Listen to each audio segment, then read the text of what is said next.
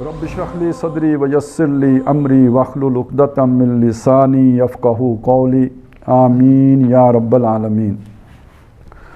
سورہ حدید کی آیت نمبر 20 زیر مطالعہ ہے۔ اس کے پہلے حصے میں زندگی کے مختلف ادوار کا ذکر ہے، کھیل ہے اور کھیل کے ساتھ پھر لذت ہے، پھر زینت اور آرائش اور زیبائش کا دور ہے، اس کے بعد ذرا فخر کرنے کا، مونچھ اونچی کرنے کا دور ہے، اور پھر مال اور اولاد میں ایک دوسرے پر سبقت لے جانے کا دور آ جاتے ہیں۔ اسے مثال دی گئی کہ یہ ایسی ہے جیسے بارش ہوتی ہے تو کھیتی اپجتی ہے اور پھر وہ پوری جوانی کو پہنچتی ہے، لہلاتی ہے، پھر پیلی پڑ جاتی ہے اور آخر میں چورا چورا ہو جاتی ہے۔ یہی گویا زندگی کی بھی مثال ہے۔ اس کے بعد بتایا کہ آخرت جو ہے اس میں دو ہی انجام ہیں، یا تو عذاب ہے، وفی الآخرۃ عذاب شدید، سخت عذاب ہے۔ ایک تکلیفیں دنیا میں بھی ہیں لیکن یہ بڑی کم تکلیفیں ہیں، ہلکی تکلیفیں ہیں۔ آخرت کی تکلیف، آخرت کی جو مصیبتیں وہ بہت گمبھیر ہیں اور بہت شدید ہیں۔ فرمایا ففی الآخرۃ عذاب شدید، بڑا سخت عذاب ہے۔ اس کی کچھ تفصیلات قرآن مجید میں بھی آئی ہیں، کچھ احادیث میں ہیں۔ وہ تو یعنی جو قرآن مجید میں بھی ہیں اس میں بھی یہ ہے کہ جو کھانے کے لیے جو ہے نا شجرۃ الزقوم ہوگا، یعنی وہ وہاں کی جو ڈش ہے۔ اب وہ شجرہ اسے کہہ دیا گیا، بس سمجھے کوئی فیکٹری ہے جس سے دوزخیوں کا کھانا تیار ہوگا، اور وہ جو کوئی بھی کھانا ہوگا جب اسے کھائیں گے تو کیا ہوگا، یغلی فی البطون کا غلی الحمیم، جا کے پیٹ میں کھولے گا جیسے ہنڈیا میں پانی کھولتا ہے۔ یعنی کھانے کا نتیجہ یہ نکلے گا۔ آپ کسی ایسے کھانے کا تصور کریں کہ جس کے کھانے کے نتیجے میں مروڑ اٹھنے شروع ہو جائیں تو اس کو تو دیکھ کے ہی بندہ بھاگنا شروع کر دیتا ہے، لیکن یہ ہر دفعہ کھانا پڑے گا۔ تو کغلی الحمیم، اور اس کے بعد پھر اگلا معاملہ یہ ہوگا کہ کھانا کھلا کے ڈائننگ ٹیبل سے اٹھا کے تو کہا جائے گا کہ فاتلوہ الی سواء الجحیم، اب اسے جو ہے لے کے آ جاؤ جو دوزخ کے عین سنٹر میں، یعنی جہاں خود دوزخ گرم ہے، اندر بھی کھول رہا ہے اور جو دوزخ ہے وہ بھی کھول رہی ہے۔ اور اس کے بعد اسے کہا جائے گا کہ فصبوا علیہ من عذاب الحمیم، اب اوپر سے بھی اس کے اوپر کھولتا ہوا پانی ڈالو۔ یعنی یہ ایک نقشہ ہے جو کھینچا گیا ہے ایک جگہ پہ۔ دوسری جگہ پہ کہا گیا لوہے کے ہتھوڑے ہوں گے جس سے ان کی مزید جو ہے نا وہ گوشمالی کہہ لیں، یا چل گوشمالی تو نہیں، ہتھوڑوں سے کیا گوشمالی ہونی ہے، مطلب ان کو کوٹا جائے گا اور انہیں جسے کہتے ہیں نا ان کو ضربے لگائی، ہیمر کیا جائے گا ان کو۔ اور اس کے بعد پھر یہ ہے کہ یہ سب کر کے اوپر پھر الفاظ ذق، اب چکھو مزہ، انک انت العزیز الکریم، تم بڑی عزت والے تھے، بڑے زبردست تھے، اس لیے تم ہماری باتوں کو پرواہ نہیں کرتے تھے۔ تو یہ عذاب شدید ان کی ایک جھلک ہے جو قرآن مجید نے دکھائی ہے۔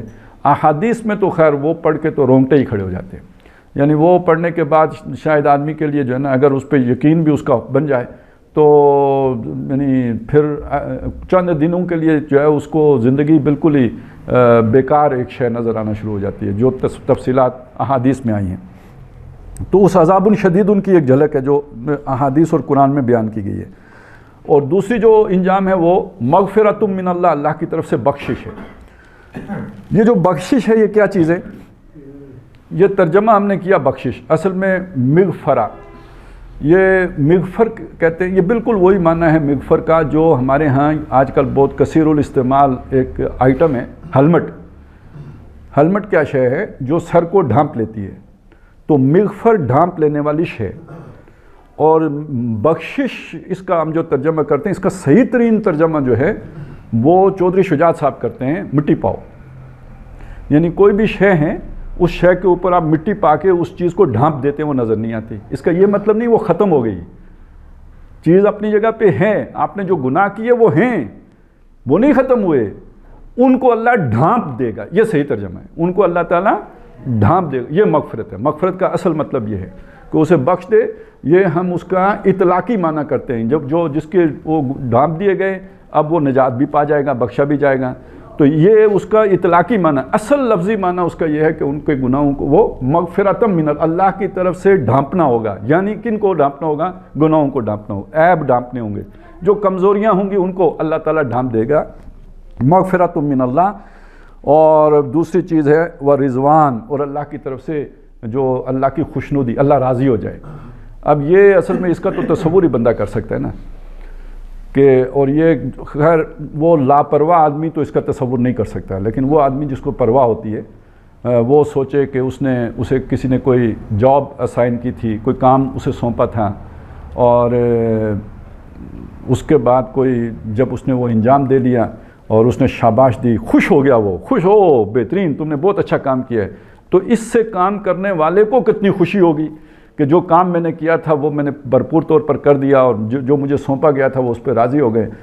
یا جس طرح کوئی ہوتے ہیں نا اساتذہ دیتے ہیں، کوئی اسائنمنٹ دیتے ہیں کہ یہ کام کر کے آؤ، کوئی مشکل مشق دیں اور وہ بچہ کر کے آ جائے اور ٹیچر کا دل بھی خوش ہو جائے اس پہ کہ واہ صحیح، یعنی بڑا ذہین ٹیلنٹڈ بچہ ہے، تو یہ جو چیز ہوتی ہے یہ انسان کو کتنا خوشی دیتی ہے، کتنا اس کے اندر سکون ہے، کتنا اطمینان ہے۔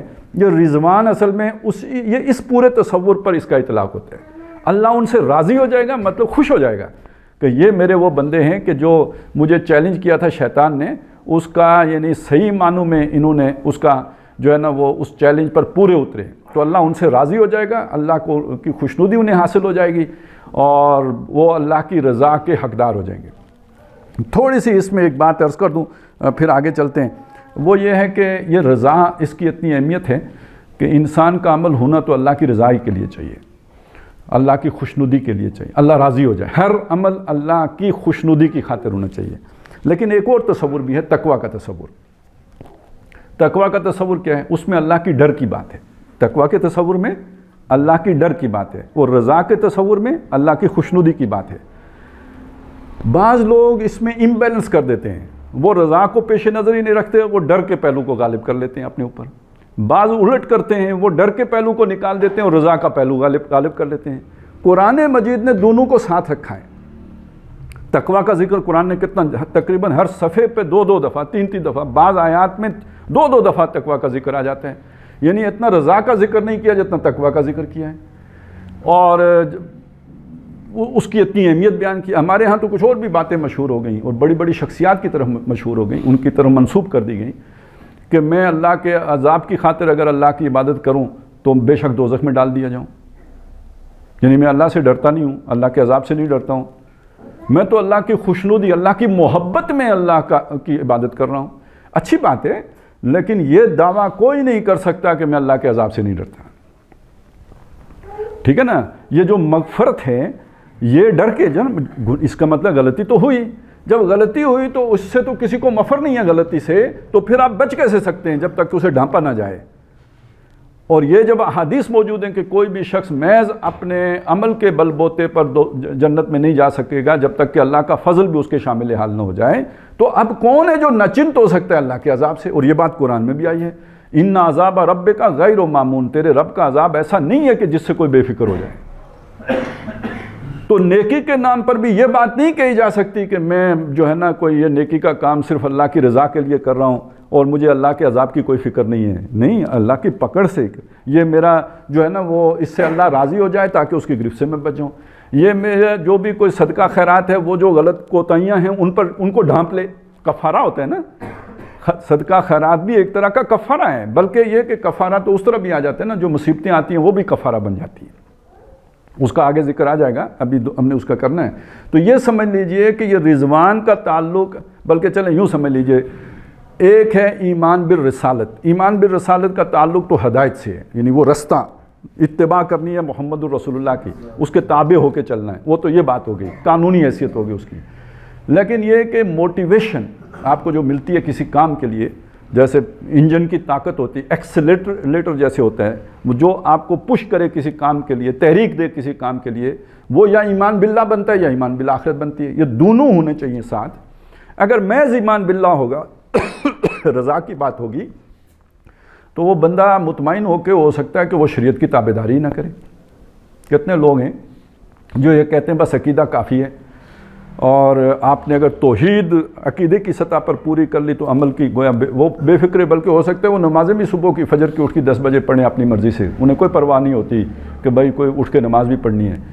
جب آپ کو اللہ کی خوشنودی کا وہ ہوگا نا، وہ میٹھا پن جیسے ماں کا لاڈ خراب کر دیتا ہے، ماں باپ کا لاڈ خراب کر دیتا ہے، تو جب آپ اپنے ہی تصور میں اللہ کے لاڈلے بن جائیں، جیسے کہ یہودی بن گئے تھے، نحن ابناء اللہ و احباؤہ، پھر آپ کے عمل میں گڑبڑ ہو جاتی ہے۔ عمل سیدھا نہیں رہتا. عمل کو سیدھا رکھنے والا شے جو ہے وہ ایمان بالآخرہ ہے. اور ایمان بالآخرہ کا مطلب کیا ہے؟ اللہ کے سامنے پیشی. ایمان بالآخرہ کا مطلب کیا ہے؟ اللہ کے سامنے جواب دہی، اکاؤنٹیبلٹی.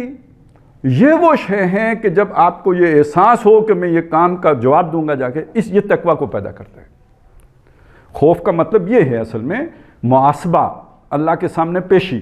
یعنی جو آیا نا یہ تقویٰ جس کا ترجمہ ہم خوف کرتے ہیں، تو یہ کس کے ساتھ جوڑا ہے؟ فَأَمَّا مَنْ خَافَ مَقَامَ رَبِّهِ، تو جو ڈرا اس بات سے کہ اس نے اپنے رب کے سامنے مقام کسے قائم ہونا، یعنی اپنے رب کے سامنے جا کے اس نے کھڑا ہونا ہے. اس چیز سے جو ڈرتا رہا کہ ایک دن میری پیشی ہونی ہے اللہ کے سامنے، اس شے سے ڈرتا رہا. اور اسی طرح جو سورہ رحمان میں آیا وَلِمَنْ خَافَ مَقَامَ رَبِّهِ جَنَّتَانِ، جو اپنے رب کے سامنے کھڑے ہونے سے ڈرا ان کے لیے جنتیں ہیں 2. تو یہ اب آپ اس بات کو سمجھ لیجئے کہ یہ آخرت میں اللہ کے سامنے کھڑے ہونے کا جو احساس ہے یہ تقویٰ کو پیدا کرتا ہے. اور یہ جو اللہ کی محبت ہے یہ ہے اصل میں جو رضا کی طرف اور اللہ کی خوشنودی کی طرف اس طرف لے کے جائے. ایمان باللہ کے نتیجے میں پیدا ہوگی جو شے وہ ہے اللہ کی محبت، اللہ کی رضا، اللہ کی خوشنودی حاصل ہو. اور ایمان بالآخرہ اللہ کے سامنے پیشی، اور پیشی کے نتیجے میں ایسا نہ ہو کہ میں پکڑ میں آ جاؤں، کسی گناہ میں رگڑا جاؤں. یہ ڈر اور یہ خوف، یہ احساس، یہ تقویٰ کو پیدا کرتا ہے. اور انسان کو اگر یہ پیشی کا ڈر نہ ہو تو وہ سرکش ہو جاتا ہے. ان الانسان لیطغی ان رآہ استغنی ان الی ربک الرجعی. انسان سرکش ہو جاتا ہے جب وہ دیکھتا ہے کہ پکڑ نہیں ہے، اور یہ کہ وہ یہ یقین کہ اللہ کی طرف لوٹ کے جانا ہے یہ اسے سیدھا رکھتا ہے. اسی کو آپ یہ اس چیز کو یوں بھی دیکھ لیجئے کہ اللہ تبارک و تعالیٰ کے سامنے یہ جو پیشی کا معاملہ ہے، یہ انسان کے عمل کے اندر جو ایک احساس اور یہ یعنی وہ جو ایک بے پرواہی کی کیفیت ہے اس کو ایک ڈائریکشن دے دے، خوف کی ڈائریکشن دے دیتا ہے. اب خوف کو اس معنی میں نہ لیں کہ جو معنی ہوتا ہے نا جیسے شیر سے ڈرتے ہیں یا اندھیرے سے ڈرتے ہیں، یہ وہ والا ڈر نہیں ہے. یہ ڈر تابع ہے اس کے کہ جو اللہ کی ناراضگی، یعنی اللہ ناراض نہ ہو جائے، وہی کسی نہ کسی درجے میں رضا کے ساتھ جا کے جڑ گیا اور اس کے نتیجے میں سزا نہ دے. تو یعنی یہ اس کے ساتھ جڑ جائے گا، آخرت کے ساتھ اس کا بھی تعلق جڑ جائے گا اس خوف کا، اور یہ تقویٰ کو پیدا کرے گا. اور یہ تقویٰ انسان کے عمل کے لیے یعنی وہ صورت بنا لے گا کہ جسے بس وہ جو میں نے مثال دی تھی نا کہ جیسے موٹیویٹنگ فورس ہوتی ہے کسی کو دھکا دینے والی چیز، اور یہی انسان کو سیدھا رکھتی ہے. یہودیوں کی میں نے مثال آپ کو دے دی، اور قرآن مجید میں ہم دیکھتے ہیں کہ آخرت کے ایمان کو باقی ایمانیات کے مقابلے میں زیادہ اس کے اندر جو ہے نا وہ تاکید کا رنگ بھرنے کے لیے لفظ دوسرا لے کے آئے ہیں. سورہ بقرہ یہ بالکل شروع میں یؤمنون بما انزل الیک، وہ ایمان لاتے ہیں اس پہ نبی جو آپ پر نازل کیا گیا، وما انزل من قبلک، اور اس پر بھی جو آپ سے پہلے نازل کیا گیا. قرآن پر، تورات پر، انجیل پر ایمان لاتے ہیں، اور اس سے پہلے بھی ایمان کا ذکر ہے. یؤمنون بالغیب، وہ ایمان لاتے ہیں کس پر؟ غیب پر. یہ پھر آگے بات، آپ اس پر بھی ایمان لاتے ہیں جو آپ پر نازل کیا گیا، اور اس پر بھی ایمان لاتے ہیں جو آپ سے پہلے نازل کیا گیا. وبالآخرۃ ہم یوقنون، آخرت کا تو یقین رکھتے ہیں. یہ آخرت سامنے رہے گی تو عمل سیدھا رہے گا، آخرت سامنے نہیں رہے گی تو عمل کے اندر کوتاہی آ جائے گی. آخرت میں یعنی یہ جو ہوتا ہے نا اللہ پر ایمان ہے لیکن یہ کہ آخرت مستحضر نہیں ہے، یا اگر آخرت مستحضر ہیں اور اس کے ساتھ کوئی نہ کوئی آدمی نے بنا لیا ہے تصور اس طرح کا کہ بچ جاؤں گا، پکڑ نہیں ہوگی، جیسے یہودیوں نے بنا لیا تھا لن تمسنا النار الا ایاما معدودہ، یا کسی نے ایسے بنا لیا ہو کہ اللہ بڑا غفور ہے، رحیم ہے، معاف کر دے گا، بخش دے گا، ڈھانپ لے گا، جیسے آج ہم نے بنا لیا، خار ہیں، بدکار ہیں، کچھ بھی ہیں، ذلت میں ڈوبے ہوئے ہیں، کچھ بھی ہیں مگر تیرے محبوب کی امت میں ہیں. تو یہ ایک تصور بنا لیا. اب اس کی نفی آئی ہے سورہ انفطار میں، جس میں فرمایا یا ایھا الانسان ما غرک بربک الکریم، اے انسان تجھے اپنے کریم رب کے بارے میں کس چیز نے دھوکہ دیا. یعنی اب اس کے اندر انڈرسٹوڈ یہ کریم کا لفظ یہاں کیوں استعمال کیا، اس کی شان کریمی سے دھوکہ کھا گئے ہو. الذی خلقک فسواک فعدلک، اب یہ پورا انسان کی تخلیق کا پروسیس بیان کیا، جس نے تجھے بنایا، تمہارا تسویہ کیا، تمہارے جو ہے وہ نقشہ کشی کی، تمہاری ترکیب، یہ جس ترکیب میں تم ہو اس میں تمہیں بنایا، ڈھانچہ پورا مرکب، مختلف چیزیں صحیح توازن کے ساتھ قائم کی. یہ سب ہے کیا اصل میں؟ دیکھو تم ویسے تو بات تو اللہ کی کر رہے ہو، توحید کی کر رہے ہو، شان کریمی کی کر رہے ہو، غفوری کی کر رہے ہو، رحیمی کی کر رہے ہو، کسی شے کی نفی کر رہے ہو. کلا بل تکذبون الدین، ہمیں دھوکہ نہ دو اللہ کی شان کریمی کا ذکر کر کے اور توحید کا ذکر کر کے تم بدلے کو جھٹلا رہے ہو. جب کریمی اتنی غالب آ گئی کہ میں پکڑا ہی نہیں جاؤں گا تو کس چیز کا انکار ہوا؟ کہ بدلہ نہیں ہے، میں سیاہ کروں سفید میں تو چھوٹ جاؤں گا، تو بدلے کا انکار ہو گیا یا نہیں ہو گیا؟ کلا بل تکذبون بالدین. اب اللہ نے دلیل کیا دی؟ ذرا سوچو، اللہ کوئی کام بے مقصد کرتا ہے؟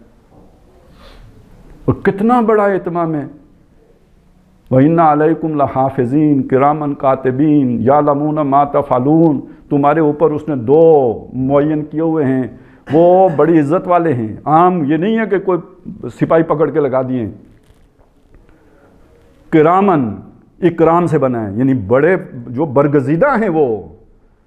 حافظین، ہر شے کی حفاظت کرنے، کوئی عمل تمہارا ان سے چھوٹتا نہیں ہے. ما یلفظ من قول الا لدیہ رقیب عتید. کوئی قول تلفظ بھی نہیں ہوتا. ما یلفظ لفظ ہے نا، یہ یلفظ من قول، کسی قول کا کوئی تلفظ بھی نہیں ہوتا. الا لدیہ رقیب عتید، مگر اس کے پاس ایک چوکنا لکھنے والا ہر وقت ہوشیار موجود ہے، اور ہی ریکارڈ کر لیتا ہے. یہ اہتمام کیا. اتنے یعنی آپ سوچئے نا کہ کسی آدمی کے اوپر 2 پولیس والے کی ڈیوٹی لگ جائے، کتنا بڑا خرچہ ہوتا ہے اسٹیٹ کا، ریاست کا. تو کسی عام آدمی پر کوئی لگائے گا؟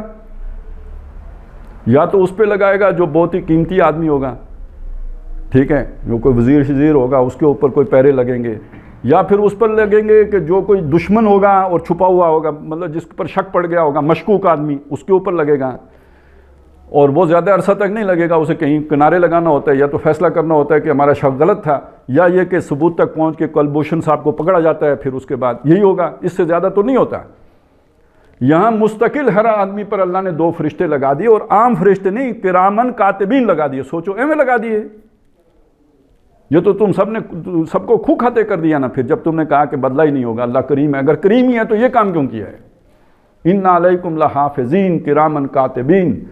تو بہرحال اس کا نتیجہ یہ ہے کہ وَإِنَّ الْفُجَّارَ لَفِي جَحِيمٍ، جو گناہگار ہوں گے وہ دوزخ میں، ان الابرار لفی نعیم، جو نیکوکار ہوں گے وہ نعمتوں میں ہوں گے، جو فجار ہوں گے وہ دوزخ میں جائیں گے. یہ ہے جو سمجھایا گیا ہے.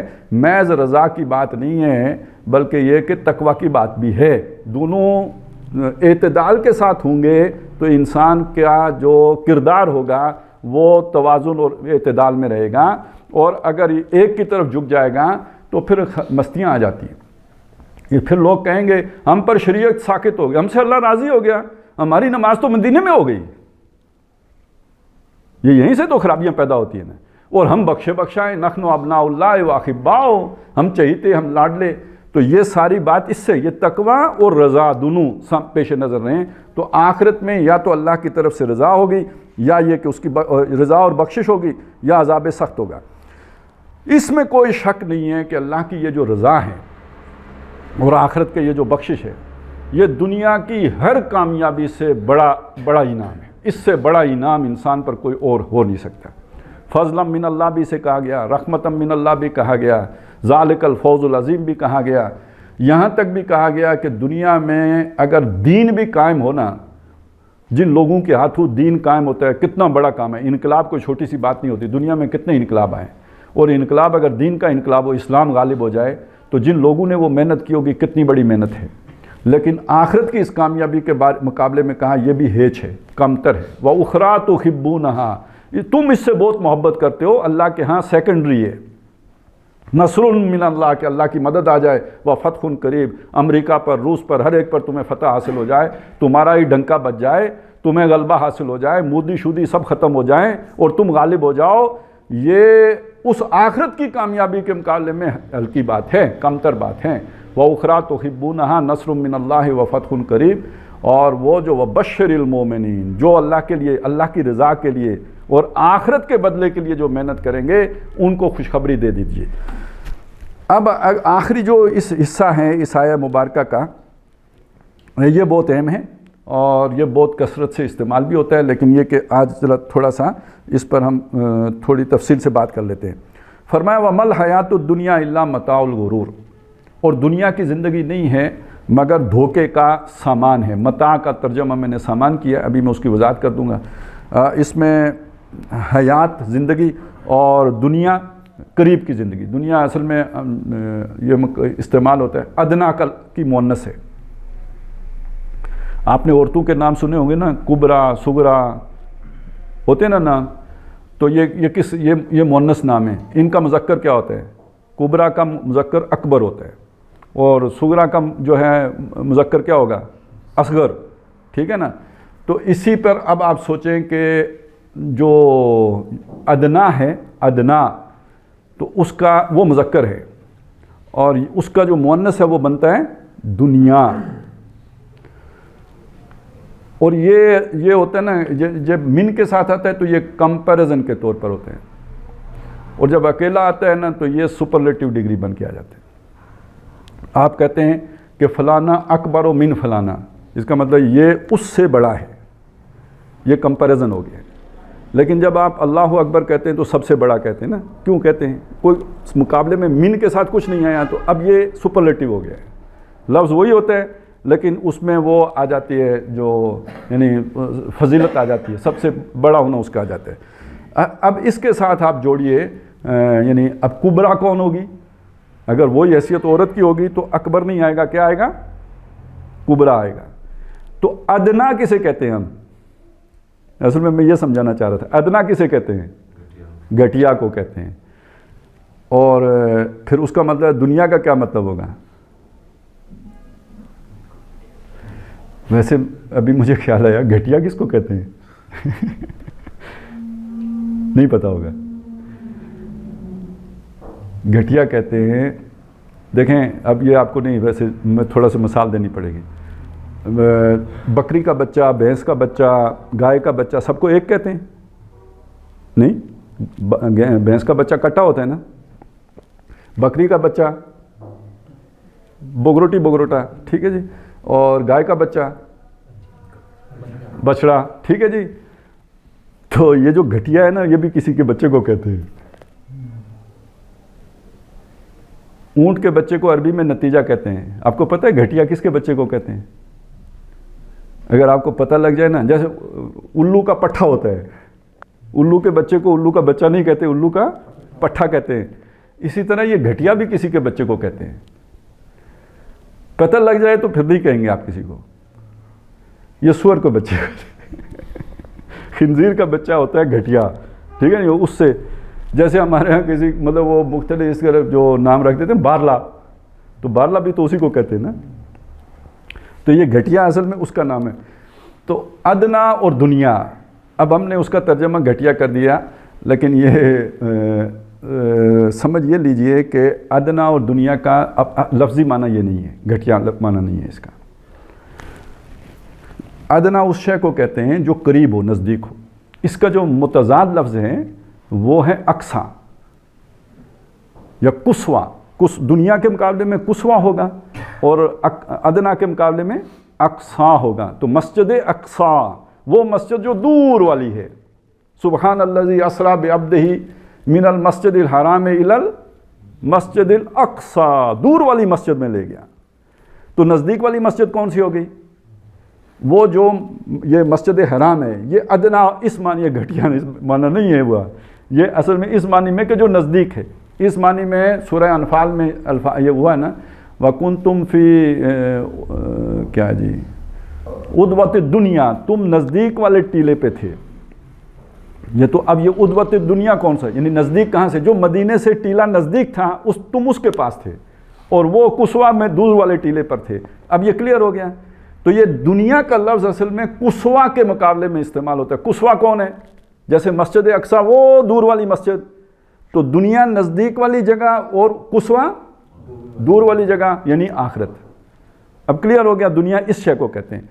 تو دنیا کی زندگی، اس کا یہ مطلب اب میرا خیال ہے کوئی نہیں کرے گا گھٹیا، یعنی جو یہ ابھی جو نقد زندگی ہے جو ہم گزار رہے ہیں، جو قریب ہے، جو ہاتھ میں ہے، جو ریچ میں ہے، یہ جو زندگی ہے، وَمَا الْحَيَاةُ الدُّنْيَا إِلَّا مَتَاعُ الْغُرُورِ، ترجمہ ہم نے کیا دھوکے کا سامان. سامان ترجمہ کس کا کیا؟ متاع کا. اور غرور ترجمہ کیا دھوکے کا. پہلے یہ لفظ گزر چکا ہے، وہاں پہ آیا غرور غین کے زبر کے ساتھ، اب یہاں پہ آ گیا غین کے پیش کے ساتھ، تھوڑا سا فرق ہو جائے گا. یہ جو غرور زبر کے ساتھ ہے یہ مبالغے کا صیغہ ہے اور یہ شیطان کے لیے ہے، بہت بڑا دھوکے باز. اور یہ مصدر ہے، اس کا مطلب ہوگا دھوکا. یہ دھوکا ہے، یہ جو ہے نا غرور، اور وہ جو غرور ہے وہ ہے دھوکے باز. ٹھیک ہو گیا.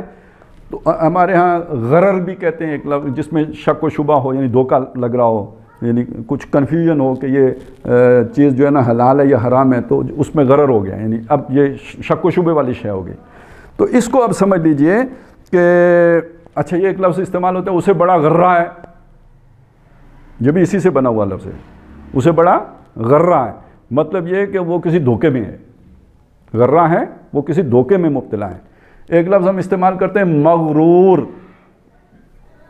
یہ مفعول کے وزن پر، جیسے مقتول ہوتا ہے تو یہ مغرور ہے، یعنی جس کو دھوکہ دے دیا گیا ہو، جو دھوکے میں آ گیا ہو وہ مغرور ہے.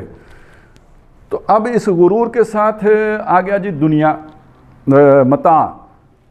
متاع کا ترجمہ ہم نے کیا سامان. اس کا بھی جو لفظی ترجمہ اگر کریں نا تو ویسے لغت میں تو جو بھی ہے اس کی جو تفصیلات بیان کی گئی ہیں وہ اکثر ہمارے تبلیغی بھائی بیان کیا کرتے ہیں وہ، لیکن وہ غلط نہیں ہے، صحیح بیان کرتے ہیں کہ یہ جو لغویین ہوتے ہیں نا، جنہوں نے لغت کے ترجمے لکھے ہوتے ہیں، آپ نے دیکھا ہوگا کہ ڈکشنری میں 6 7 ترجمے لکھے ہوتے ہیں، ان سارے مفاہیم میں وہ بولا جاتا ہے لفظ. یہ عبارت میں دیکھا جاتا ہے کہ ابھی کس معنی میں بولا گیا ہے، وہ 6 7 اس لیے ہوتا. اچھا وہ کیسے انہوں نے بنائے ہوتے ہیں؟ ظاہر ہے لغت تو پہلے لوگوں نے بولی ہے نا، اس کے بعد لوگوں نے یہ گرامریں لکھی ہیں اور کتابیں لکھی ہیں نا. پہلے تو لوگ بولتے ہیں، اچھا جو لوگ بولتے ہیں ان کو تو نہیں پتہ ہوتا، وہ تو بس بولتے ہیں. تو اس کے لیے پھر یہ یعنی مرتب کرنے کے لیے، الفاظ کے معنی تلاش کرنے کے لیے دیہات کا سفر کیا جاتا تھا، جہاں جو زبان ہوتی تھی اپنی اصل صورت میں محفوظ ہوتی تھی، اور وہاں دیکھا جاتا تھا کہ اس لفظ کو کس معنی میں بولا جا رہا ہے. تو ایک صاحب متاع کی تحقیق میں، ایک کوئی جو ماہر لغویات تھے وہ چلے گئے کسی دیہات میں اور وہاں کئی عرصہ مقیم رہے کہ اب دیکھیں کوئی بولے کبھی تو پھر میں سمجھوں کہ بھائی یہ متاع کس شے کو کہتے ہیں. تو پھر وہاں پہ یہ ہوا کہ وہ کوئی کسی جو انہوں نے واقعہ بیان کیا ہے کہ یہ جو ایام حیض کے جو کچھ کپڑے تھے یا جو بھی وہ ٹاکی شاکی تھی وہ کسی نے کہیں رکھی سوکھنے کے لیے، تو کتیا آئی اور وہ لے کے، ظاہر ہے اسے بو آئی، اس نے پکڑ لی کتیا نے، تو بچے نے شور مچایا کہ وہ متاع لے گئی. تو یعنی انہوں نے پھر بتایا کہ متاع اصل میں یہ شے ہوتی ہے. لیکن اصل میں مطلب یہ ہے کہ ایک چیز کے لغوی معنی اور ہوتا ہے، جو آپ اسے محاورے میں استعمال کرتے ہیں وہ معنی کچھ اور ہوتے ہیں. تو اب کڑوی شے کو ہم کہتے ہیں کہ بھئی جس کا ذائقہ برا ہو اسے کڑوی شے کہتے ہیں نا. لیکن یہ کہ سچ کوڑا ہونا، اب یہ کڑواہٹ کا مطلب وہ تو نہیں رہا نا، یہ تو اور معنی دے رہے ہیں. اسی طرح سمجھ لیجئے کہ یہاں متاع اس معنی میں نہیں آیا ہے. خواہ مخواہ آدمی جو ہے نا وہ اب دیکھیں نا متاع قرآن مجید میں کس کس چیز کو کہا گیا ہے. زُيِّنَ لِلنَّاسِ حُبُّ الشَّهَوَاتِ مِنَ النِّسَاءِ وَالْبَنِينَ وَالْقَنَاطِيرِ الْمُقَنطَرَةِ مِنَ الذَّهَبِ وَالْفِضَّةِ وَالْخَيْلِ الْمُسَوَّمَةِ وَالْأَنْعَامِ وَالْحَرْثِ. دیکھیں یہ ساری چیزیں جتنی بھی دنیا ہے آپ کی، اس سب کو کہا گیا ذَلِكَ مَتَاعُ الْحَيَاةِ الدُّنْيَا. تو آپ یہ ساری اللہ کی بنائی ہوئی چیزیں، بیٹے بھی ہیں اس میں، بیویاں بھی ہیں، ٹھیک ہے، سونا چاندی بھی ہے. اس کو اگر آپ یہ کہیں کہ یہ وہ تھگڑی ہے تو یہ تو مطلب کوئی سمجھ میں آنے والی بات تو نہیں ہے نا. اصل میں یہاں پہ کس معنی میں قرآن مجید نے کس معنی میں استعمال کیا ہے کہ یہ چیزیں برتنے کی ہیں، آپ نے برتی اور چھوڑ دی. جیسے ہمارا ٹیشو پیپر ہے، استعمال کیا پھینک دیا، وہ ایک ہی دفعہ استعمال ہوتے ہیں، یہ بار بار استعمال ہوتی ہیں. لیکن اگر دنیا اور آخرت کا کمپیریزن کر کے دیکھیں تو یہ متاع ہے کہ جب آپ یہاں سے جاتے ہیں تو یہ سب یہاں رہ جاتے ہیں، آپ کے ساتھ ان میں سے کچھ بھی نہیں ہے، یہ سب پیچھے رہ جائے گا۔ اسی کو کہا نا وَتَرَكْتُمْ مَا خَوَّلْنَاكُمْ مِنْ وَرَاءَ ظُهُورِكُمْ، کہ جو ہم نے تمہارے اوپر خول چڑھائے تھے وہ تم سارے اپنے پیچھے چھوڑ کے آئے ہو۔ جیسے کوئی شے استعمال کر کے آپ چھوڑ کے چلے جاتے ہیں، کوئی گھر چھوڑ جائیں گے، اپنے رشتے ناتے سارے چھوڑ جائیں گے، اکیلے جائیں گے واپس، اس معنی میں متاع ہے کہ یہ ساتھ نہیں جائے گی، استعمال ہو کے یہاں برت کے یہاں پہ رہ جائے گی، برتنے کا سامان ہے۔ تو اتنا گھٹیا بھی نہیں ہے، وہ پھر گھٹیا آ گیا، اتنا بھی کمتر نہیں ہے کہ اسے آپ بالکل وہ جو ہے نا وہ کسی معمولی کپڑے سے تشبیہ دے دیں۔ یہ بہت، اس کے لیے لوگوں نے زندگیاں کھپائی ہیں، بڑی محنتیں کی ہیں، دن رات ایک کیے ہیں، لیکن اگر آخرت کا کمپیریزن کر کے دیکھیں گے تو یہ بالکل ایک معمولی شے بن کے رہ جائے گی۔ متاع وہ شے کہ جو استعمال کر کے چھوڑ دی جائے، گویا دنیا چھوڑ جاؤ گے، یہ ساتھ نہیں جائے گی، اس معنی میں اسے متاع کہا۔ لیکن ساتھ غرور کہا۔ غرور کیوں کہا؟ متاع ہے، لیکن یہ کہ انسان اس پہ تکیہ لگا لیتا ہے، سمجھتا ہے کہ یہی سب کچھ ہے، ساری محنت اسی میں گم کر دیتا ہے، ساری زندگی اسی میں لگا دیتا ہے، تو اس اعتبار سے یہ دھوکہ ہو گیا۔ اس کے ساتھ تھی متاع اور پتہ اسے آنکھ بند ہونے پہ چلا کہ یار وہ تو میں تو ساری زندگی ٹیشو پیپر کے پیچھے لگا رہا، جسے میں نے چھوڑ دینا تھا، ساتھ لے کے آنا نہیں تھا۔ اب جب آنکھ کھلی گل کی تو موسم تھا خزاں کا، ساتھ کچھ بھی نہیں ہے، اور ادھر سارا حساب کتاب کے لیے کھڑا ہو۔ اب پتہ چلا کہ وہ متاع ہے، تو دھوکہ کھایا یا نہیں کھایا؟ یعنی ان چیزوں سے دھوکہ کھاتے ہو تم۔ اٹریکٹیو ہیں، بڑی پرکشش ہیں، بہت اپنی طرف کھینچتی ہیں، ان میں مزے بڑے ہیں، لطف بڑا ہے، سکون بڑا ہے، طبیعت کو بھاتی ہیں، یہ ان کی طرف جب آدمی یہ میسر ہوں تو دل سوٹھے میں ہوتا ہے، اور جب یہ چھن جائیں تو یہ کہ اس کے بعد دل اڑا اڑا ہوتا ہے۔ میں کوئی لفظ اپنا جان بوجھ کے بولتا ہوں، ہمیں اپنی بولی پہ یعنی فخر ہونا چاہیے، کیونکہ بڑے جو بعض چیزیں ہمارے پاس ہیں وہ اور بولیوں میں نہیں ہیں، اس کا مفہوم کسی اور طرح ادا نہیں ہوتا ہے۔ اردو کے بارے میں مشہور تو یہی ہے کہ یہ لشکری زبان ہے، اور اردو اور لشکری، اور پھر یہ کہ اس سے بنی ہے ترکی سے اور فارسی سے، اور عربی کے الفاظ بھی ہیں۔ یہ ایک بات مشہور ہے جو ہمیں پڑھائی جاتی ہے مطالعہ پاکستان کے ساتھ نصاب کی کتابوں میں، لیکن جن لوگوں نے تحقیق کی ہے ان میں سے ایک تحقیق یہ بھی ہے کہ یہ ہندو کو اس کی اوریجن ہے، جیسے انگریزی کی اوریجن جو ہے نا وہ لاطینی ہے، اسی طرح اس کی جو اوریجن ہے اردو کی وہ ہندکو ہے۔ تو میں نے صرف آپ کو اس لیے نہیں بتایا کہ کوئی بالاتر ہے، میں صرف یہ بتا رہا ہوں کہ اینیمی کوئی کٹیا نہیں ہے، ٹھیک ہے۔ اور پرانے ترجمے اگر آپ دیکھیں تو ہماری زبان کے بہت سے الفاظ ان ترجموں میں موجود ہیں، انا لہ الذکر، اور یہ جو اس طرح یتذکر الانسان، تب انسان چیتے گا، ہاں جی، ترہقہم قطرہ، ان کے چہروں پہ کلوں چڑھا ہوگا، کلوں، ٹھیک ہے نا۔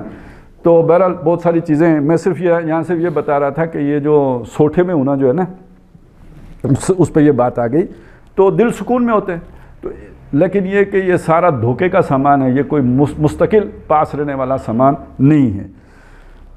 اور اب ذرا اس کو تھوڑا سا میں چاہتا ہوں کہ دھوکہ آدمی کدھر کدھر کھاتا ہے۔ دیکھیے یہ سامان زیست، اسے سامان زیست بھی کہتے ہیں، زندگی گزارنے کا، اس کے بغیر تو زندگی نہیں گزر سکتی نا۔ یہ کپڑے چاہیے یا نہیں چاہیے زندگی گزارنے کے لیے، تن ڈھانپنے کے لیے، پیٹ کی آگ بجھانے کے لیے کھانا چاہیے یا نہیں چاہیے، اسی طرح باقی ضروریات پوری کرنے کے لیے، یہ سارے زندگی گزارنے کے سامان ہیں۔ ایک طرف متاع الغرور ہے اور دوسری طرف اس کے بغیر زندگی نہیں گزر سکتی۔ تو یہ ایسا بھی متاع بالکل بیکار قسم کی متاع نہیں، اللہ نے بیکار شے کوئی نہیں پیدا کی ہے، تو اس کی اہمیت ہے، اپنی جگہ پہ بڑی اہمیت ہے۔ تو اس اعتبار سے یہ اگر انسان میں سے کے پاس سے اس میں سے کوئی چیز بھی کبھی بھی چھن جائے، اسی کو تو ہم مصیبت کہتے ہیں۔ کاروبار ہے تو کاروبار اگر فرض کریں آگ لگ گئی تو کیا کہیں گے اسے؟ مصیبت کہیں گے نا۔ اولاد ہے وہ بھی متاع ہے، متاع کہا نا، لیکن اگر بیٹا فوت ہو جائے تو مصیبت ہے یا نہیں؟ کتنا بڑی مصیبت ہے۔ کوئی نوکری ہے اور نوکری اگر چلی جائے، اچانک ڈسمسل کا لیٹر آ جائے، یا لیٹر وہ جو آ جائے نا، وہ جو آج کل وہ پکڑا دیتے ہیں فوجیوں کو، تھینکس والا، تو اب ایک دم بندہ جو ہے نا وہ آسمان سے زمین پہ آ جاتا ہے، مصیبت ہے یا نہیں ہے؟ یہ ساری مصیبتیں ہیں۔ یہ جب مصیبتیں انسان پہ آتی ہیں تو مایوسی آتی ہے یا نہیں آتی؟ ساتھ آتی ہے مایوسی، اور معمولی مایوسی نہیں آتی ہے۔ آج کے زمانے میں تو بندے یعنی ڈپریشن کا شکار ہو کے، مایوس ہو کے بالکل خودکشی کا سوچنے لگتے ہیں۔ اب اور لوگ خودکشیاں کرتے ہیں اس لیے کہ دنیا کی زندگی اتنی کھبی ہوئی ہے اور وہ ہاتھ سے نکل گئی۔ اب یہاں پہ ایک بات نوٹ کر لیجئے، امتحان کے لیے بنائی ہے دنیا۔ ایک امتحان تو یہ ہے نا کہ یہ جو ہے نا اس میں گم نہیں ہو جانا ہے، بلکہ آپ نے اس آخرت کے ساتھ تقابل کرنا ہے۔ لیکن انسان بھول جاتا ہے یا نہیں بھول جاتا؟ غفلت کس چیز کا مطلب ہے؟ یعنی یہ چیزیں اپنی طرف کھینچ لیتی ہیں، آدمی آخرت سے غافل ہو جاتا ہے۔ یہ ہر ایک کے ساتھ ہوتا ہے، کون اس سے بچا ہوا ہے؟ اب سمجھ لیں مصیبت کیوں آتی ہے۔ مصیبت آتی ہے یاد کرانے کے لیے، مصیبت آتی ہے یاد وارننگ دینے کے لیے، الارم جگانے کے لیے مصیبت اس لیے آتی ہے۔ اور یہ کہ قرآن مجید نے یہ مضمون بیان کیا ہے کہ وَلَا نُذِيقَنَّهُم مِّنَ الْعَذَابِ الْأَدْنَىٰ دُونَ الْعَذَابِ الْأَكْبَرِ، اس بڑے عذاب سے پہلے ادھر چھوٹے چھوٹے عذاب، یہ مصیبتیں، یہ تکلیفیں، یہ دکھ، یہ انہیں بھیجیں گے۔ کیوں بھیجیں گے؟ ایک تو یہ کہ لِيُذِيقَهُم بَعْضَ الَّذِي عَمِلُوا، جو انہوں نے عمل کیے ان کے بعض کا مزہ چکھ لیں، وہ ذرا وہ کفارہ بن جائے ان کا۔ وَلَعَلَّهُمْ يَرْجِعُونَ، تاکہ واپس آ جائیں، انہیں پتہ لگ جائے نا، وہ تھوڑی دیر کے بعد جھٹکا لگے، وہ پتہ لگے کہ بھئی اوہو میں تو غلط آ گیا تھا۔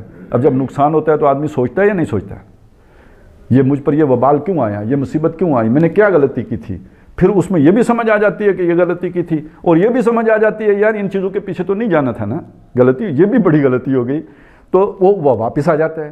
اچھا یہ واپس آتا ہے تو پہلے سے بہتر پوزیشن، زیادہ تجربہ کار ہو گیا، غلطی کر کے تجربہ حاصل کر کے سیکھ گیا، اور پھر اللہ کا زیادہ فرما برداری کرے گا۔ یہ توبہ کا عمل جو ہے انسان کو اللہ کے زیادہ قریب کر دیتا ہے، غلطی اور قریب کر دیتی ہے اگر اس سے توبہ ہو۔ تو یہ اس کا مطلب ہے اگر آپ یوں کر کے سوچیں گے تو مصیبت آپ کو نعمت لگے گی یا مصیبت لگے گی؟ یہ نعمت ہے۔ اور اب یہاں یہ بات نوٹ کیجئے کہ جن کے ساتھ اللہ تعالیٰ کو کوئی یعنی تعلق ہوتا ہے نا، یا جن پر نظر عنایت ہوتی ہے، جن پر مہربان ہوتے ہیں، ان پر مصیبتیں آتی ہیں۔ جن سے اللہ ناراض ہو جاتے ہیں ان پر تو نہیں آتی۔ فَلَمَّا نَسُوا مَا ذُكِّرُوا بِهِ، جب وہ بھول گئے اس چیز کو جس سے انہیں سمجھایا گیا تھا، سمجھایا گیا انہوں نے پرواہ نہیں کی، بھول گئے، اللہ کو بالکل غافل ہو گئے۔ فَتَحْنَا عَلَيْهِمْ أَبْوَابَ كُلِّ شَيْءٍ، ہم نے ان پر ہر شے کے دروازے کھول دیے۔ یہ حاشیہ سورہ توبہ میں 2 مرتبہ یہ بات آئی ہے، اے نبی ان کے مال اور اموال آپ کو تعجب میں نہ ڈالیں، لا تعجبک اموالہم ولا اولادہم، ان کے مال اور اولاد آپ کو تعجب میں نہ ڈالیں۔ یہ مال اور اولاد اللہ نے ان کو اس لیے دیے ہیں تاکہ یہ مریں اس حال میں کہ کافر ہی ہوں۔ جھٹکا لگے گا تو سمجھیں گے نا، اللہ نہیں چاہتا یہ سمجھیں، اسی میں گم رہیں، انہی میں لگے رہیں، اللہ سمجھانا ہی نہیں چاہتا، اس لیے خوشحال کر دیا ہے۔ فتحنا علیہم ابواب کل شیء۔ اب ہم کیا دیکھتے ہیں؟ اللہ کا بڑا احسان ہے اس کے اوپر، بڑی مہربانی ہے۔ اچھا جس کو جھٹکا لگتا ہے اسے پتہ نہیں ہے، اس کا تو کوئی جو ہے نا پتہ نہیں، اللہ ہی جانے کیا ناراضگی ہے اللہ کو اس کے ساتھ، یہ ہر سال جو ہے نا اس کو کچھ نہ کچھ ہوا ہوتا ہے، اور جس کو کچھ نہیں ہوتا اس کو سمجھتے ہم بڑا جو ہے نا وہ۔ یہ بالکل وہ نقشہ ہے کہ جب قارون اپنی ساری دولت لے کے نکلا تھا تو جو ہماری طرح کے لوگ تھے انہوں نے کہا اللہ نے اس کے اوپر کتنا آسان کیا، کاش کہ ہمیں بھی ایسی دولت ملی ہوتی۔ اور جب وہ غرق ہو گیا تو انہوں نے کہا اللہ کا شکر ہے ہمیں نہیں ملی تھی۔ اب سمجھ میں آیا، یہ ہے نقشہ اصل میں، جن کو دنیا میں کوئی عہدہ مل گیا، مرتبہ مل گیا، لیکن اللہ سے غافل ہیں۔ وہ عہدہ اور وہ مرتبہ انعام نہیں ہے، عذاب ہے، وہ پھندا ہے جس میں اللہ نے اسے پھنسا ہے، یہ دھوکہ ہے جس میں اللہ نے ڈالا ہے۔ سورہ اعراف میں اور سورہ قلم میں 2 جگہوں پہ یہ بات آئی ہے، سَنَسْتَدْرِجُهُم مِّنْ حَيْثُ لَا يَعْلَمُونَ، ہم انہیں چڑھا کے لے جائیں گے، درجہ بدرجہ چڑھا کے لے جائیں گے، اس رستے سے وہ نہیں جانتے ہوں گے، وہ سمجھیں گے کہ ہم بڑے اچھے مقام کی طرف سفر کر رہے ہیں، ہم انہیں دوزخ کی طرف لے کے جائیں گے۔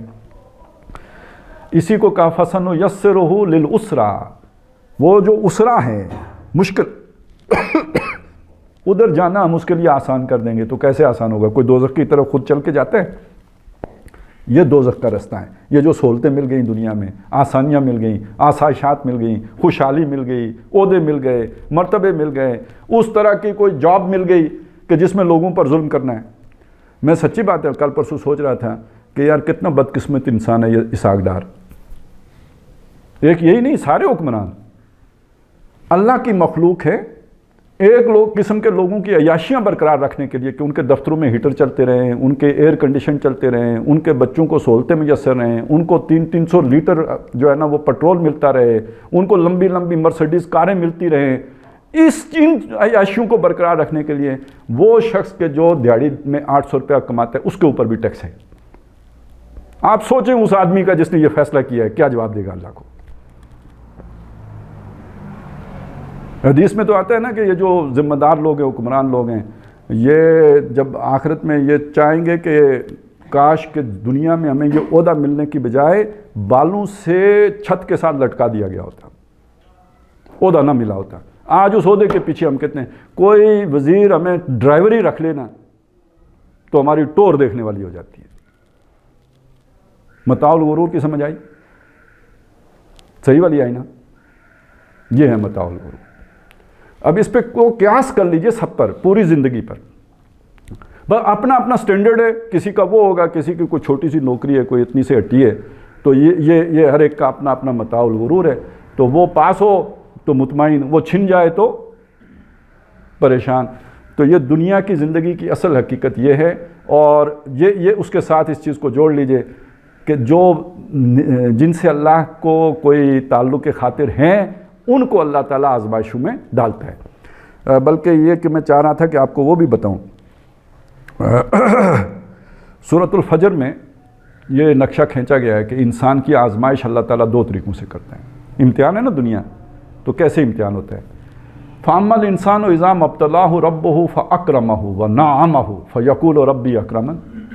جب اللہ تعالیٰ انسان کو آزماتا ہے، ابتلا لِيَبْلُوَكُمْ، آزمائش میں ڈالتا ہے، تو آزمائش میں ڈالنے کے لیے کیا کرتا ہے کہ اسے خوب نعمتیں دیتا ہے. فَأَكْرَمَهُ، اکرام، پروٹوکول، عزت، آبرو بڑھا دیتا ہے.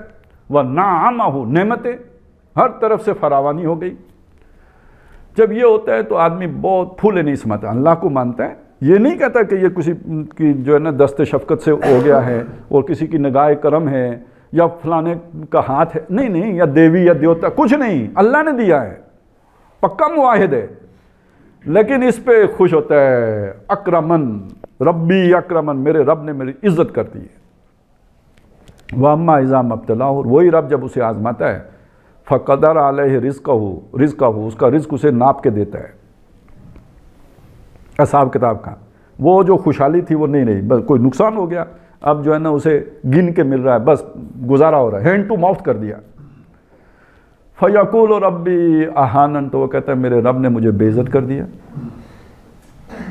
کلا، نہیں، یہ گمراہی ہے، یہ ہدایت نہیں ہے. بے شک وہ ایک درجے میں ہدایت پر ہے کہ اس نے یہ نہیں کہا کہ فلانے کے جادو کی وجہ سے یہ ہو گیا یا فلانے کی جو ہے نا وہ حسد کی وجہ، نہیں، اس نے رب ہی کی طرف منسوب کیا. اس درجے میں ٹھیک ہے، توحید ٹھیک ہے.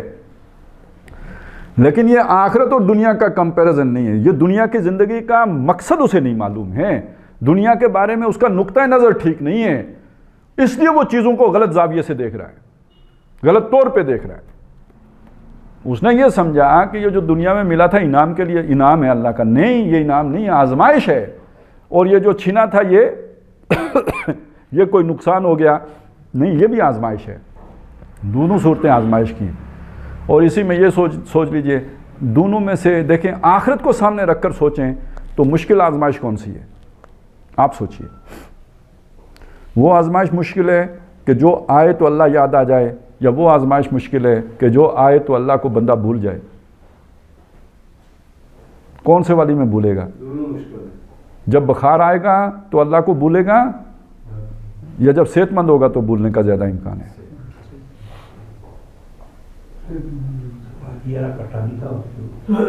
سمجھ گئے نا؟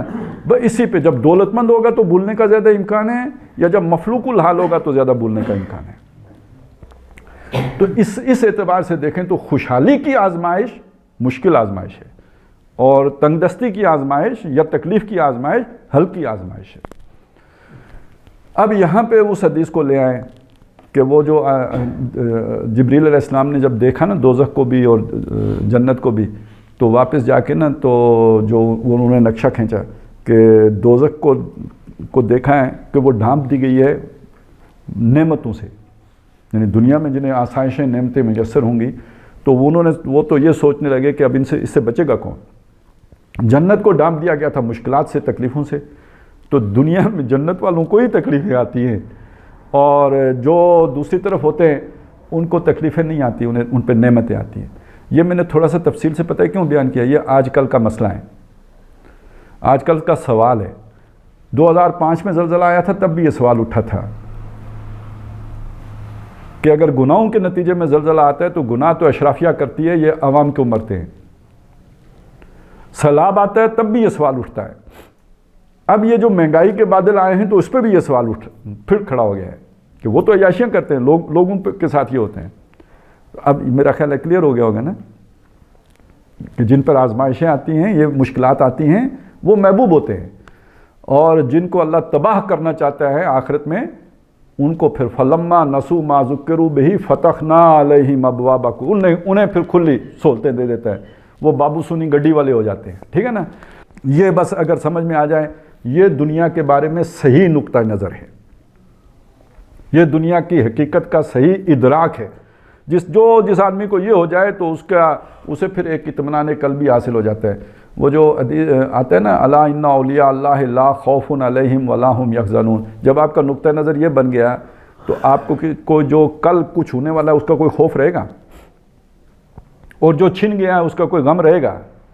تو اللہ کے جو اولیاء ہیں، اللہ کے جو ولی ہیں، ان کو نہ کوئی خوف ہوتا ہے، نہ کوئی حزن ہوتا ہے، نہ غم ہوتا ہے۔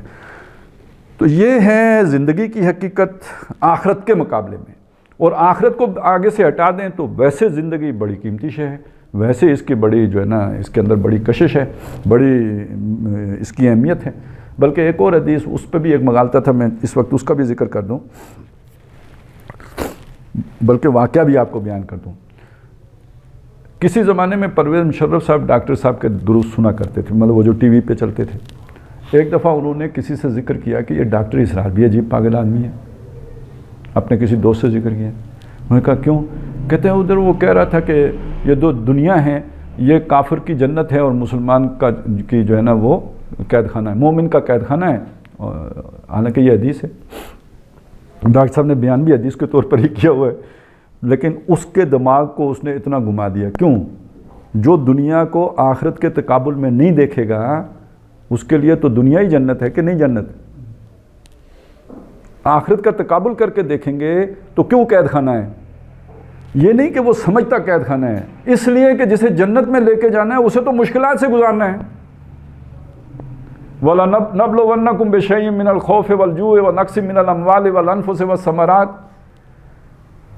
وہ مشکلات سے گزر رہا ہے، اس لیے وہ تو ایک قید خانے کی کیفیت میں ہے نا، جیسے قید خانے میں مشکلات ہوتی ہیں ایسے اس کے اوپر مشکلات آ رہی ہیں، اس کی سہولتیں مرنے کے بعد ہیں۔ اسی لیے جیسے وہ کہا نا افطار کے وقت جیسے خوشی ہوتی ہے، دن کو بھوک ہے، پیاس ہے، تکلیف ہے کہ نہیں ہے؟ افطار کے وقت خوشی ہوتی ہے، وہ خوشی بندہ مومن کو مرتے وقت ہوتی ہے، کیونکہ وہ تکلیفوں سے نکل گیا۔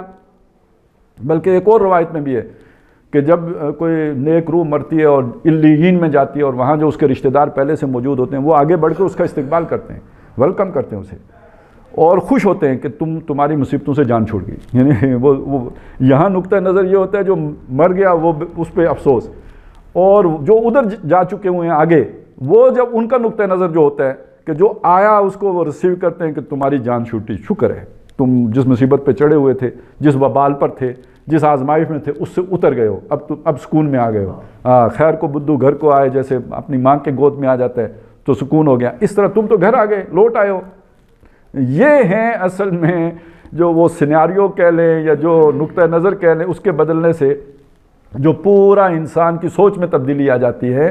تو اس کو اگر آخرت کا تقابل کر کے دیکھیں گے تو دنیا کوئی شے نہیں ہے، متاع الغرور ہے، لیکن آخرت اگر پیش نظر نہیں رکھیں گے تو پھر یہ الفاظ ہیں، یہ آپ 1,00,000 بھی دفعہ پڑھیں تو یہ متاع الغرور نہیں ہے، یہ تو بڑی اس کی تو بڑی حلوے ہیں، مانڈے ہیں، کیا کچھ ہے یہاں پہ، بڑے مزے ہیں اور دنیا کی کئی تہیں ہیں، پاکستان کی زندگی بھی کیا زندگی ہے، یورپ چلو اور یہ کہ وہاں کی بھی کیا ہے، اس سے بھی آگے چلو، اب پتہ نہیں کہاں کہاں چلو، مالٹا چلو کہ آسٹریلیا چلو، کوئی کدھر جاتا ہے کوئی کدھر جاتا ہے۔ تو اس سے پتہ لگا کہ بھئی نہیں، یہ آخرت سے کمپیریزن کریں تو دنیا کوئی شے نہیں، نہ کریں تو دنیا بڑی شے ہے، اور انسانوں کی عظیم اکثریت اسے بڑی شے مان کے اس میں گم ہو گئی، اسی میں ڈوب گئی، اسی میں کھو گئی، اسی میں غائب ہو گئی۔ ظل سعیہم فی الحیاۃ الدنیا، تو یہ سجن مومن کا قید خانہ ہے اس معنی میں کہ اس پہ مصیبتیں آتی رہتی ہیں، خوشحالی کم ہی اسے نصیب ہوتی ہے، تھوڑی ہی کو ہوتی ہے اور تھوڑے ہی وقت کے لیے ہوتی ہے۔ اور دوسری بات یہ ہے کہ اس اعتبار سے بھی کہ یعنی جب تک وہ یہاں پہ ہے آزمائش میں، امتحان میں، ابتلا میں ہے، اور آگے جب جائے گا اس کے لیے سہولتیں ہیں، تو وہ اس کے لیے جنت ہے، اور یہ والا جو ہے قید خانہ ہے۔ اور کافر کی جنت کیوں ہے کہ اسے ساری جو سہولتیں ملنی ہیں وہ یہیں ملنی ہیں، جو نعمتیں ملنی ہیں یہیں ملنی ہیں، اس لیے نہیں کہ انعام کے طور پر ملنی ہے، اس لیے ملنی ہے کہ انہی میں پھنسا رہے، انہی میں لگا رہے، استدراج کے طور پر ملنی ہے، نعمت کے طور پر نہیں ملنی ہے۔ تو اللہ تعالیٰ جو ہے وہ ہمیں یہ چیز یاد رکھنے کی توفیق عطا، سمجھنے کی بھی اور پھر اسے یاد رکھنے کی بھی، اور ساری زندگی پیش نظر رکھنے کی توفیق عطا فرمائے۔ یہ چیز صحیح ہوئے بغیر ہمیں یہ علم ہو سکتا ہے کہ نماز فرض ہے، یہ علم ہو سکتا ہے کہ فلانا کام کرنا لازم ہے، اس پر عمل کرنا آسان نہیں ہوتا ہے جب تک کہ یہ سوچ پختہ نہ ہو جائے۔ بارک اللہ لی و لکم فی القرآن العظیم و نفعنی و ایاکم بالآیات و ذکر الحکیم۔